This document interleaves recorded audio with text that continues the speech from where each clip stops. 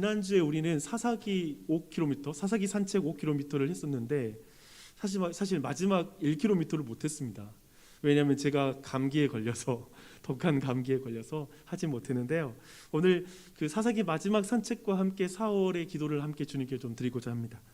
우리는 사사기에서 굉장히 보고 싶지 않은 말씀이 좀 매번 반복되는 한 말씀이 있습니다. 그 말씀이 뭐냐면 이스라엘 자손이 또 여호와의 목전에 악을 행하니라 라는 말씀입니다. 이 또라는 단어가 되게 싫어요. 그렇죠? 또 그랬어, 또 실패했어 라는 그 마음이 들게 하죠. 되게 싫은 반복입니다. 우리 삶에서 없었으면 좋겠고 좀 사사기도 이제 그만 이 말씀이 나왔으면 좋겠다라는 생각이 듭니다. 근데 이 말씀으로 시작된 사사기의 사이클이 있습니다. 한번 그림을 통해서 한번 볼게요. 그 사사기의 사이클인데요. 보시면 이스라엘 백성이 우상에 빠지자 이제 하나님은 이방 민족의 손에 그 백성, 이스라엘 백성을 넘기시죠. 그래서 그 압제 가운데 들어가게 됩니다. 그리고 나서 이스라엘 백성은 하나님께 구원해 달라고 이렇게 회개를 해요. 그리고 기도를 합니다. 그러자 하나님께서는 사사를 들어서 자기 백성을 구원하십니다. 그래서 이스라엘은 이 사사 아래에서 평안한 시절을 이제 보내요. 그렇죠? 근데 평안한 시절에 그들은 뭔 생각하냐면 하나님 생각하는 게 아니라 또 우상을 생각하고 있어요.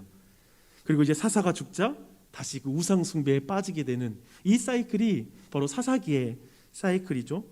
근데 이 사이클, 이 쇠퇴와 부흥의 반복을 보여주는 사사기의 이 사이클인데요. 근데 단순히 이게 사이클이 단순 반복은 아니에요. 잘 보십시오. 그 원을 보면 처음에는 가운데서부터 시작된 원이라고 생각한다면 점점 원이 이렇게 넓어지죠. 근데 이 전체를 보면 저를 한번 봐보세요. 사실 하향 곡선을 그리는 것입니다. 이렇게 이렇게 이렇게 이렇게 이렇게 전체적으로 보면 점점 더 아래로 이렇게 하향 곡선을 그리고 있는 그런 그림, 그런 반복이라고 보시면 됩니다. 왜냐하면 이스라엘 백성은 이 반복 속에서 점점 악해져요. 또한 역사가 전개될수록 사사조차도 더 흠이 많고 더욱 많은 문제를 드러내기 시작합니다. 그래서 또한 사사에 의한 구속의 이 사역의 효과도 그렇게 오래 가지 못해요. 미미합니다. 사사가 있는 그 시대에도 회복이 안 돼요. 그런 것을 보여주게 되는 이야기가 전체 이 사사기 안에 있는 이 반복과 하향 곡선을 그리는 반복이라는 걸 우리가 이해할 필요가 있습니다. 이런 하향 곡선을 우리는 사사 삼손을 통해서 우리는 명확하게 그것을 확인할 수가 있습니다. 13장 1절을 한번 봐보십시오.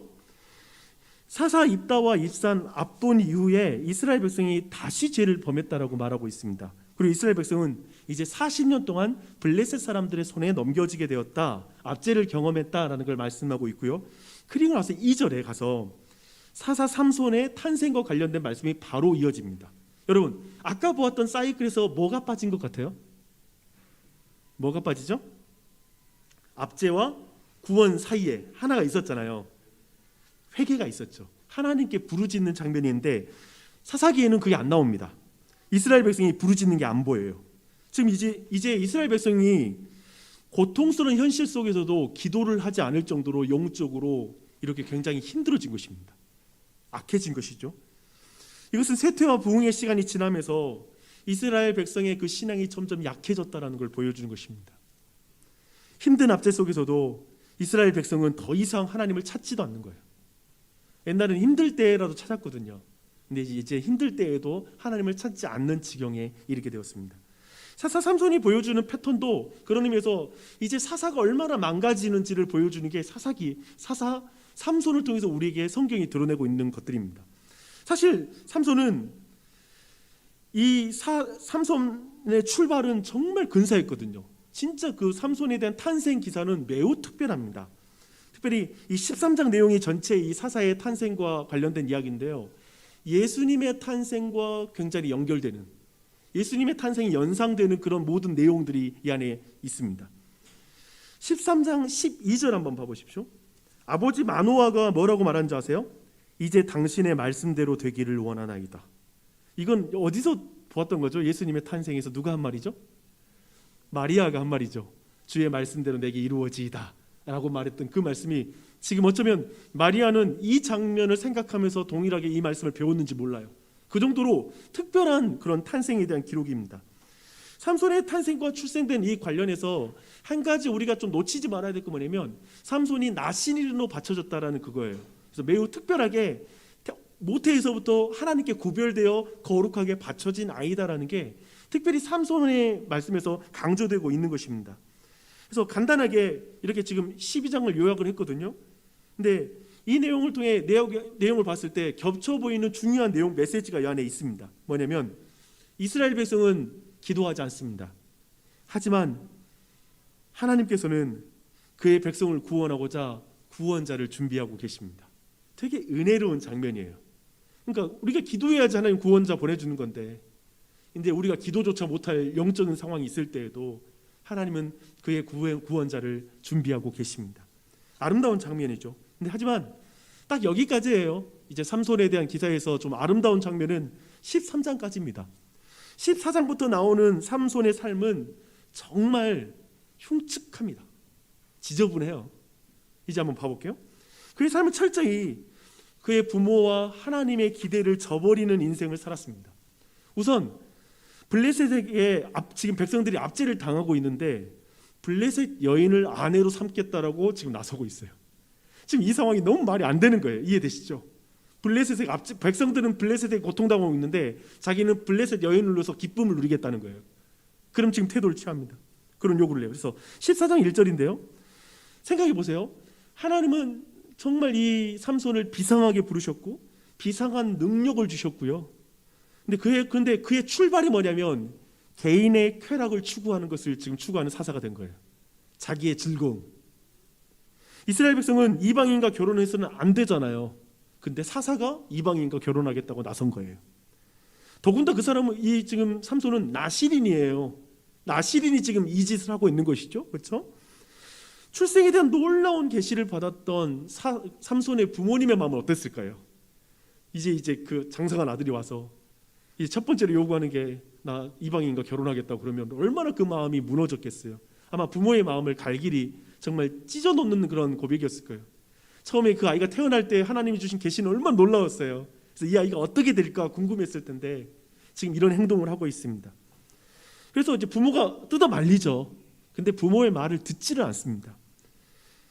부모의 반대와 상관없이 삼손은 블레셋 여인에게 직진합니다. 근데 아무도 그의 길을 막을 사람이 없어요. 근데 그 앞을 젊은 사자가 막아섭니다. 어떤 의미에서 아무도 안 막자 하나님께서 젊은 사자를 통해서 삼손이 가는 길을 막았다라고 볼 수도 있습니다. 그렇게 해석할 수 있어요. 근데 삼손은 하나님이 주신 힘을 가지고 그 사자를 찢어 죽입니다. 우리는 이 부분 굉장히 바르게 해석해야 되는데요. 왜냐하면 우리는 삼손이 사자 죽인 걸 굉장히 영웅적으로 해석하면서 어렸을 때 막 그림 그리고 막 굉장히 힘이 세고 하나님 능력으로 사자도 죽였어 라고 말하면서 칭찬하는 그 삼손을 뭐 약간은 높이는 그런 것으로 이 장면을 우리가 해석해 왔거든요. 근데 지금 생각해 보세요. 삼손은 지금 죄 지으러 가는 길이에요. 그 길을 막아선 사자를 죽이는데 하나님이 주신 힘을 사용하고 있는 거예요. 죄 짓는 가는 길 내 길 방해하지 마. 네 깎게 하면서 죽이는 것이죠. 전혀 영웅적인 행위가 아닙니다. 사자를 죽이는 것은. 은사를 허투루 사용하며 철저하게 자기 길을 걸어가는 사사의 모습을 계속 보여주고 있습니다. 더하여 죽인 사자의 몸에서 이제 나온 꿀을 부모님께 따다가 주는 장면이 나옵니다. 근데 이건 전혀 효도가 아닙니다. 사실 이스라엘 사람들은 시체로부터 얻는 어떠한 것도 먹어서는 안 돼요. 시체를 만져서도 안 되고 시체로부터 나오는 어떠한 것을 먹어서도 이건 부정하게 되는 건데 부모에게 모르게 이 사자의 시체에서 나왔다는 말을 하지 않고 드리라고 말을 해요. 그러니까 부모까지도 부정하게 만드는 아들인 거예요. 부모까지도 하나님의 율법을 어기게 만드는 행동을 지금 하고 있는 것이죠. 결국 블레셋 여인과의 결혼식까지 가요. 결혼식으로 진행이 되지만 거기에서 결국 블레셋 사람 30명을 죽이고 나서 다시 모든 이야기가 또 마무리가 됩니다. 그게 이제 14장의 내용이 그렇게 마무리가 돼요. 자신의 아내가 될 사람도 결국에 친구의 아내로 주어지게 되는 상황으로 이야기는 전개가 됩니다. 그래서 14장에서 지금 삼손이 보여주고 있는 게 뭐죠? 이스라엘의 사사로서 하나님이 주신 모든 은사를 사사롭게 사용하고 있어요. 그냥 개인적으로. 이기적인 용도로만 하나님이 주신 모든 은사를 사용하고 있어요. 너무 좋은 걸 많이 가지고 있잖아요. 우리가 알다시피 삼손은 어마어마한 힘과 능력을 가지고 있는데 전부 다 자기 육체를 위해서 사용해요. 자기 유익을 위해서 사용하는 걸 보게 됩니다. 하나님의 영광을 위해서 거룩한 삶을 살아가는 데는 관심이 없어 하는 거죠. 그저 자신의 욕망을 추구하는 삶으로 모든 걸 사용하는 것. 이게 지금 사사 삼손이 보여주고 있는 14장에서 보여주고 있는 내용일 것입니다. 근데 15장이 바로 이 14장 내용과 크게 다르지 않게 이 내용을 이어가는 이야기가 이어지게 됩니다. 시간이 흐르고 나서 이제 장인과 화해하려고 다시 결혼을 성사시키려고 또 딥나에 내려가게 된 거예요. 근데 가보니까 자기 아내는 이미 다른 사람의 아내로 장인어른이 줘버린 거예요. 딸을 다른 데로 시집을 보내버렸어. 그러자 장인과 장인의 집을 불사릅니다. 그리고 블레셋 사람들을 잡아 죽입니다. 그러자 이제 블레셋 사람들이 군대를 조직해가지고 삼손을 쫓기 시작하죠. 그래서 쫓겨가다가 결국 삼손은 블레셋 군대에게 겁에 질린 유대 사람들에게 자신을 결박해서 블레셋 사람들에게 넘겨줘라라고 이게 허락하는 장면으로 이어집니다. 그런데 이것은 지금 사사 삼손과 유대 지파 그 안에 비참한 그들 사이의 영적 상황을 보여주는 장면이기도 해요. 생각해 보세요. 사사가 문제를 만들어 가지고 자기 백성들을 위험에 치닫게 만든 거예요. 지금 다른 게 아니라 사사의 죄 때문에 지금 이스라엘 백성이 위기에 닥친 거예요. 공포스러운 상황. 이 자체도 지금 틀렸고요.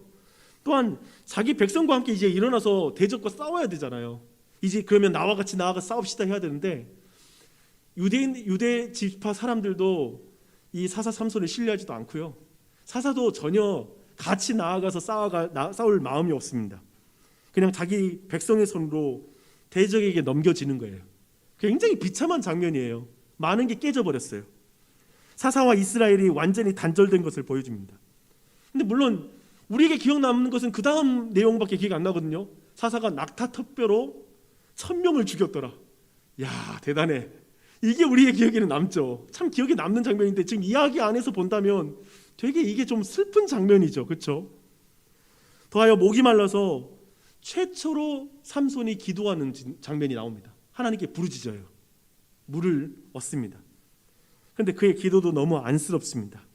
왜냐하면 지금까지 보았던 스토리를 보다시피 이 모든 일들은 사사 삼손이 자신의 일신상의 문제 때문에 드리는 기도고요, 위기고요, 힘겨움이고요. 그 상태에서 또 그 자기가 자초한 일 때문에 그 가운데 하나님의 어떤 응답을 받고 나아가는 장면이기 때문에 약간 우리가 볼 때 내용을 자세히 보면 좀 안쓰러운 장면이에요. 이게 뭐냐 싶은 생각이 듭니다. 무슨 기적이 있더라도 뭐 사자를 죽였던 뭐 턱뼈를 가지고 블레셋 사람을 많이 죽였던 별로 그 내용이 좋아 보이지가 않은 것이죠. 이어지는 16장은 보시면 16장 이제 1절도 재밌는데요. 삼손이 한 블레셋 창녀의 집에 들어가는 것으로 이야기가 시작됩니다. 16장 1절이. 그리고 우리가 너무나 잘 알고 있는 들릴라와 사랑에 빠지는 이야기가 이어지고 있습니다. 삼손의 인생에서 여자가 빠지지 않아요. 여러분 보십시오. 처음부터 지금까지 여자가 계속 이어져요. 여인과 사랑에 빠진 자는 결국 여인으로 말미암아 비참한 최후를 맞게 되는 이야기가 16장에 나오게 되죠. 16장은 자신의 힘이 이제 머리카락에서 나온다라는 것을 알려주는 과정이 굉장히 자세하게 나오는 게 이제 16장의 말씀입니다. 네, 보십시오. 이 과정이 우리가 너무 잘 알고 있기 때문에 따로 설명을 안 드릴게요. 근데 이 과정이 보여주는 건 뭡니까? 하나님께서 그에게 주신 믿음의 비밀과 신령한 은혜를 장난거리로 여긴다는 거예요. 한 번 속이고 두 번 속이고 막 이러면서 하는 것 자체가 되게 지금 그가 얼마나 이 문제를 가벼이 대하는지를 드러낸 장면이기도 해요. 결국 그는 두 눈이 뽑힌 상태로 블레셋의 다곤 신전에서 이제 사람들의 구경거리가 됩니다. 비참하죠.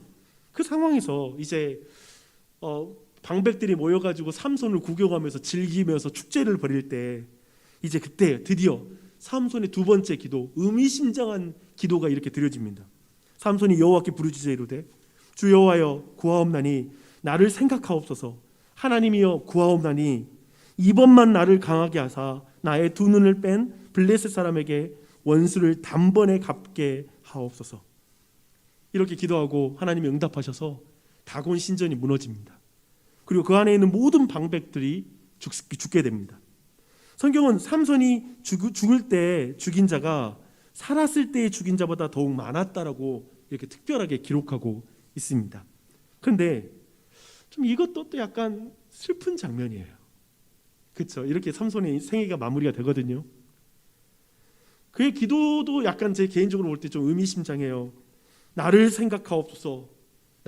내가 구하옵나니 나를 강하게 하사 내 원수를 갚게 해 주십시오 라는 이 내용들을 보면 어떻게 해석해야 될지 잘 모르겠어요. 제 개인적으로 되게 어려운 해석이에요. 왜냐하면 이 민족을 위해서 다시 한번 나를 사용해 주십시오, 내가 하나님의 영광을 위해서 한 번만 마지막으로 날 써주십시오, 이런 표현은 없고 내 원수 좀 갚게 해주세요, 나를 강하게 하사, 막 이렇게 막 말하고 있는 장면이 그냥 개인의 복수심 때문에 이런 건가? 라는 생각이 들 정도로 애매한 기도예요. 근데 제가 이렇게 이 부분에 대해서 이렇게 부정적으로 해석하면 쉬울 텐데 왜 어렵냐면 히브리서 11장의 사사가 믿음의 사람으로 등장해요. 이 안에도 어떤 믿음이 포함되어 있었을 거예요.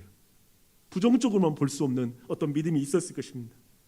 그래서 도리어 저는 아까 말하는 그런 맥락에서 왜 하나님이 마지막에 또 이런 기도에, 삼손의 기도에 하나님이 응답하실까, 도리어 질문이 생기더라고요. 그냥 그대로 죽어도 상관없잖아요. 근데 이때 하나님 힘을 주시죠. 그리고 역사를 이루십니다. 여기까지 내용입니다. 오늘 우리는 지금 마지막으로 삼손을 통해서 사사기 마지막 산책을 방금 했는데요. 여러분, 이 내용에서 이 마지막 사사라고 부를 수 있는, 사사기 내에서 마지막 사사라고 말할 수 있는 이 삼손에게서 여러분이 무엇을 보십니까? 사사기에는 스스로 죄를 지어 고난을 자초한 사람들이 나옵니다. 하나님의 은혜를 받을 자격이 없는 사람들이죠. 심지어 은혜를 구하지도 않는 사람들, 또 은혜로 구원을 받은 이후에는 감사할 줄 모르고 우상숭배를 또 생각하다가 또 우상숭배에 빠지는 사람들, 한마디로 이런 사람 뭐죠? 은혜 받을 자격이 없는 사람들.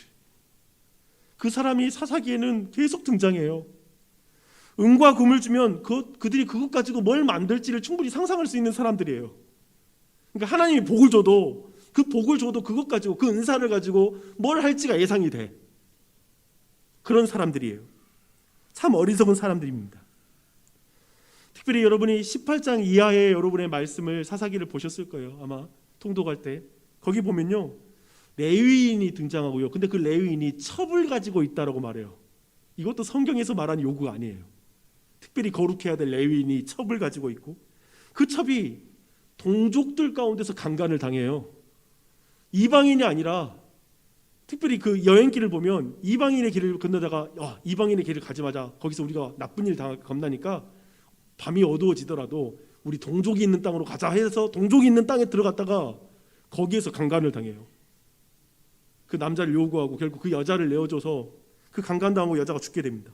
근데 그리고 나서 이 레위인이 여자의 시체를 12개로 나눠가지고 지파에 보내는 아주 잔인한 일이 벌어지게 됩니다. 도대체 이건 뭘까? 사사는 어떤가요? 사사는 영웅적인 모델이 아니에요. 우리에게 본받으라고 하는 모델이 되기 힘듭니다. 물론 좋은 사사들도 있긴 하지만 사사들의 힘은 점점 더 커지고 있고요. 그들의 실패까지도 더 커지고 있는 것을 우리는 보았습니다. 삼손은 최악입니다. 하나님이 주신 은사는 다 받은 사람이었거든요. 특별히 삼손은 쉽게 말하면 하나님이 주신 은사는 다 받은 사람이에요. 그런데 철저하게 자신의 욕망을 위해서 살아갑니다. 사사로운 사사가 되죠. 그러다가 죽습니다. 그런 사사의 마지막 기도를 왜 들어주시는지 모르겠어요. 그래서 아까 말한 것처럼 저는 히브리서 11장에서 그 이유를 찾게 됩니다. 놀랍게도 삼손은 믿음의 전당에 있어요. 이렇게 흠 많고 경악할 만한 인생을 살았잖아요. 평생 어떻게 살았냐면 엉망으로 살았어요. 쉽게 말하면 평생 아주 자기 자신을 위해서만 살았어요.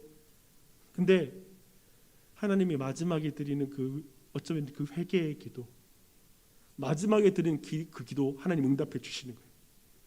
그리고 마지막에 그 돌이켜 주님께 능력을 구하는 그 기도를 들어 응답하셔서 그가 명예의 전당에 있는 거예요. 이게 이해되세요? 이 사람 이 말도 안 되는 인생인데 어떻게 이 마지막에 잠깐 돌이켰다고 이렇게 하나님께서 받아주시지 기도를? 어떻게 이렇게 사용하시지? 싶어요. 그래서 사사기가 어떤 책인지 우리는 분명하게 발견됩니다. 이제 이게 핵심입니다. 사사기는 자비로우시고 오래 참으시는 하나님이 우리가 하나님의 목적에 저항함에도 불구하고 우리 안에서 우리를 통해서 항상 끊임없이 일하시는 책입니다. 그 하나님을 우리에게 알려줍니다. 우리가 하나님을 저항해도 우리의 삶이 엉망이고 때로는 하나님 내 욕망대로 살아가고 내 기분대로 살아가고 내 자신의 어떠한 육체가 더 중요하고 내 눈에 보기 좋아하는 세상 것이 더 중요하고 이렇게 내 인생 많은 시간을 허비하고 살아갔는데 그럼에도 불구하고 하나님은 나를 통해 우리 안에서 역사하고 계시는 이야기, 그 이야기가 사사기입니다. 그 하나님이 우리 하나님인 줄 믿습니다. 하나님은 연약한 사람을 통해 그 연약함에 불구하고 하나님의 뜻을 수행하십니다. 겉으로 어떻게 보이든 상관없이, 삼손이 어떻게 보이든 상관없이 하나님의 목적이 이루어져요. 블레셋을 심판하십니다. 근데 이 부분만 볼게요. 사사기와 짝이 되는 성경책이 또 있는데요. 룻기예요. 이 어두운 시대에 있잖아요. 한쪽에서 보아스라는 진정한 남자와 모압 여인 룻을 통해서 다윗의 할아버지 오벳이 태어나요. 재미있죠. 생각해보면 사사시대에 왕이신 하나님을 버리고 예배는 다 무너졌잖아요. 레위인들이 엉망되고 각자 집에다가 신당 만들어놨어요. 자기 기분대로 예배하고 자기가 예배의 기준이 되어서 사는 시대예요. 레위인이 첩질하고 이스라엘 도성이 소돔과 고모라 성의 방불한 땅이 되고 그래서 그 지파를 향해서 야, 이 문제 너희들이 바로잡아라고 말하니까 그 지파가 어디서? 그러니까 지파 전체가 워낙 타락했다 보니까 내로남불 상태가 되어서 이스라엘 전체와 전쟁을 할전정 우리 사람들 내게 심판 하나님의 말씀이 이루어지는 거 필요 없어. 완전히 모든 게 깨진 거예요. 사사는 자기 욕망대로 살고 아무도 하나님을 찾지 않는데 룻기가 거기에 있는 거예요. 하나님은 구원자를 준비하고 계십니다. 하나님이 일하십니다. 그렇게 비슷하게 준비된 어쩌면 삼손은 실패했어요. 다윗은 어떤가요? 다윗은 어떤 성공을 보여주죠. 그런데 다윗도 그리고 그의 왕조도 결국 실패합니다. 그런데 지금 이 삼손의 이야기와 비슷하게 준비된 한 아이가 또 있죠. 예수 그리스도이십니다. 그러나 예수 그리스도는 모든 일을 완성하고 온전하게 성취하시죠. 우리가 사는 이 시대도 참 비슷합니다. 그런데 하나님도 동일하십니다.